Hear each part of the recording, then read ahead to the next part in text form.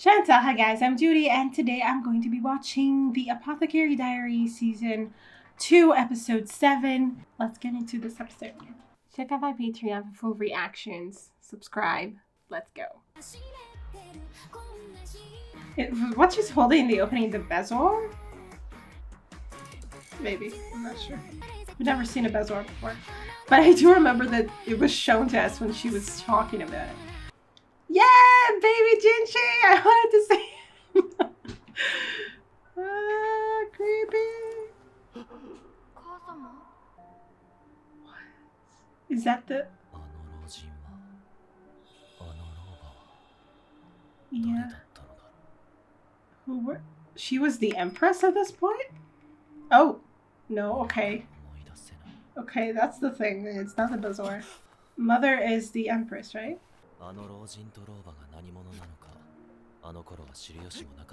But now you know?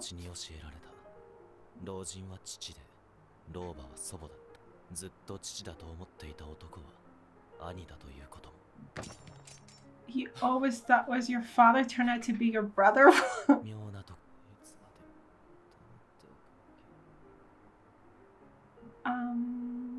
So he grew up thinking he was his father, but then they told him he was his brother? What?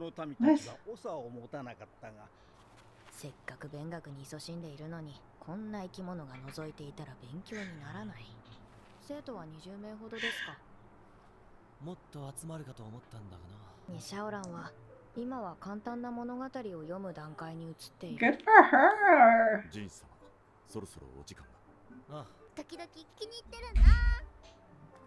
Diligent! Go girl!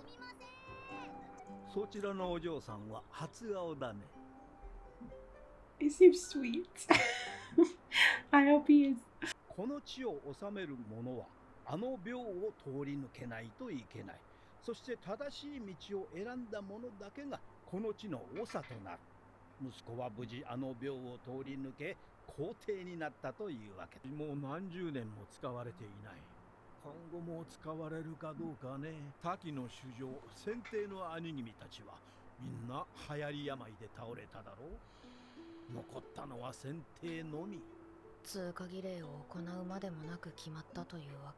Yeah, okay, because there was only one heir. Can someone use it to decide on a new emperor?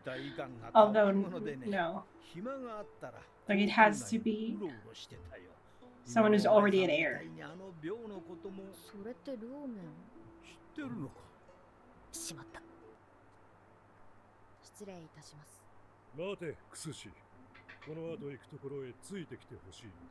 Ooh.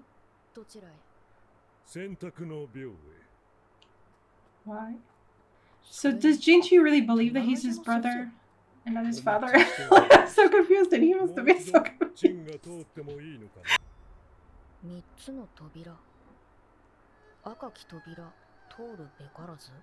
So it's riddles?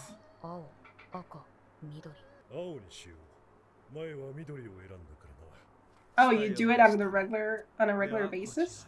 Or at least this is the second time?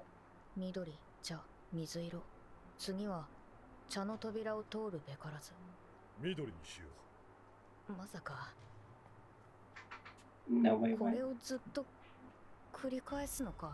It seems so.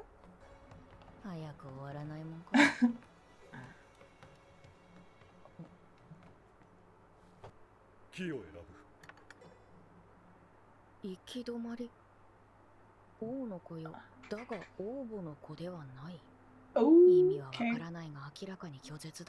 Yeah, he didn't pass. He's not the emperor. Like, he's trying to assert to himself that he should be the emperor. I guess he has doubts about himself.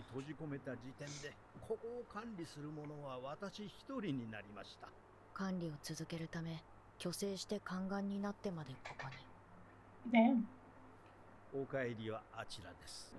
Okay, but why did you bring them here? Probably, and that's why he brought you there.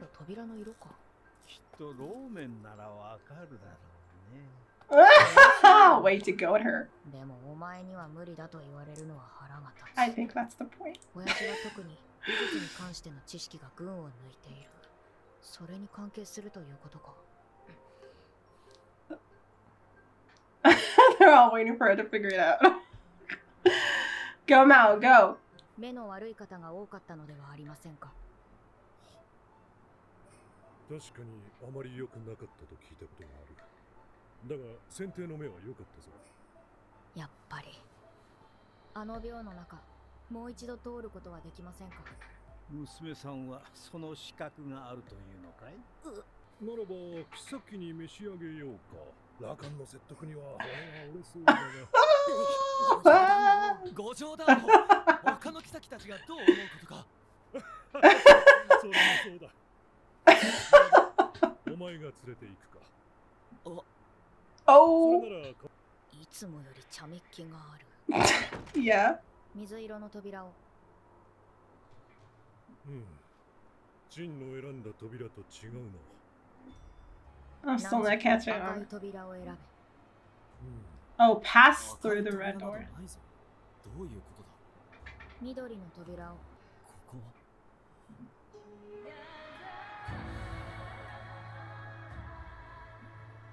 おめでとうございます。正しき道を選ばれたようで。Mao is the emperor. Let's go. 選ばれた者は次の王になりました。 Oh, Mao just made Jinshi the emperor.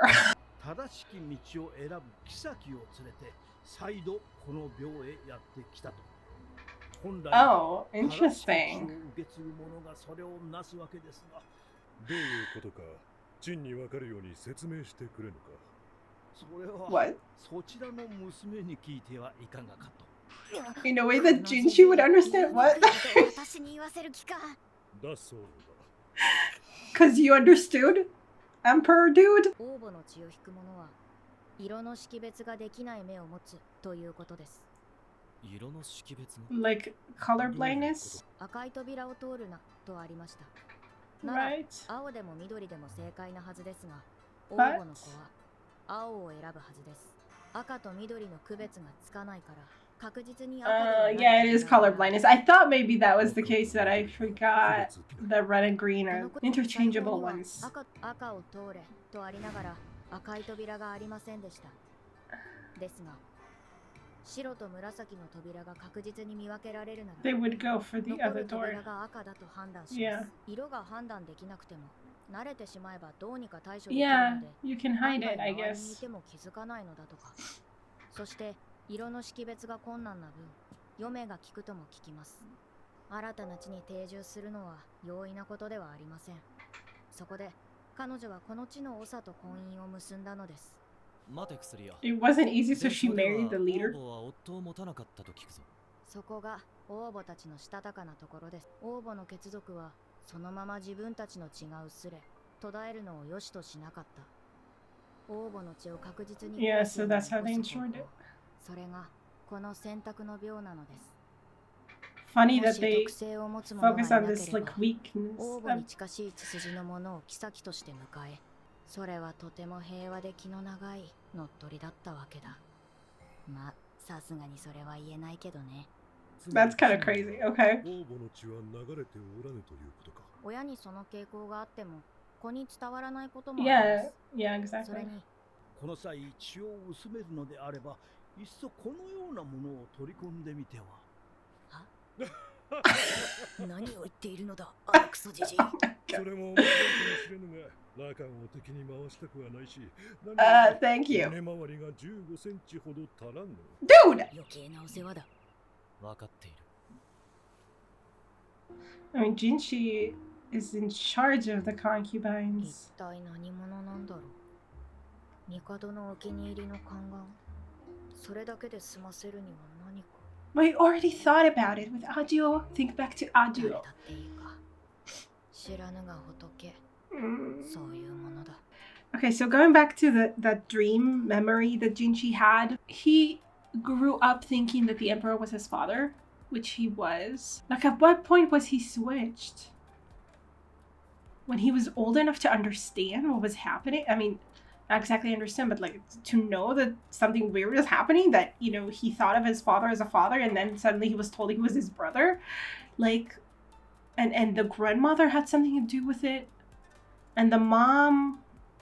But the mom, though, the mom is not Aduo. The mom is the Empress. So he thought of her as his mother. That doesn't make any sense. He thought of her as his mother and her son as his father? That doesn't make any sense. So maybe she wasn't the Empress? I don't know. There was an old woman that he said was his grandmother. That he was told was his grandmother. And kind of an old man that he was told was his father. And then a woman that he thought was his mother. I guess things are that's so weird. I have no idea what to think now. I mean, like, what? Like, he had a mother and a father, and I guess it's not... Well, like, that's what he was told, and then suddenly, oh, my father's not my father, my father's my brother. So what does it mean about your mother? Like, I'm assuming his mother is supposed to be the Emperor's mother. So what the hell was the... What? I don't know. I don't understand.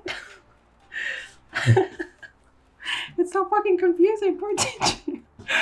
Okay. I guess he didn't question it. He just had a mother and a father. He didn't question what was really going on there. And then suddenly he was told that his father wasn't his father. I don't know. Unless the mother figure that he had wasn't Aduo, right? It wasn't. She didn't look like her. I don't know. I don't know what's going on. Okay. So that happened. And he really wants Mao to figure it out because he can't keep the secret anymore. Or, I mean, he can't. I mean, like, if he's not going to tell it, then he's not going to tell it. But, you know, he wants someone to know. And he wants that someone to be Mao.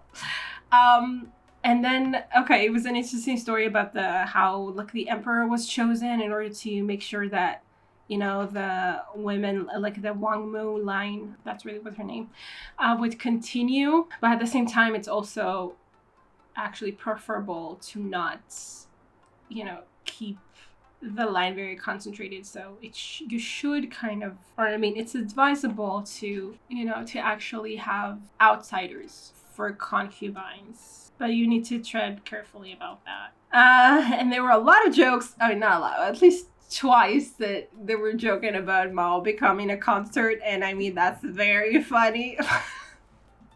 But please don't. And yeah, she will definitely not appreciate it.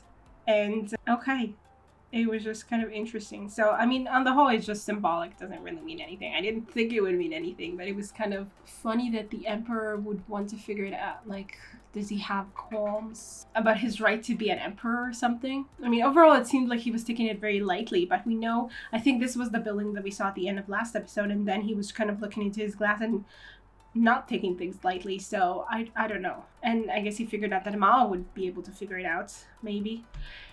So they solved the riddle, and I don't know where that actually leaves us, but okay. Crazy stuff. I want Mao to figure... I mean, the thing is that Mao already figured it out, I think, for the most part. She just didn't really put too much stock in it. And she just, like I don't know if she just forgot what she thought back then, or if she just, like, doesn't want to think about it that much. Like, she's just, like... I mean, she wants to be ignorant of these kinds of things, and I get her, but, like...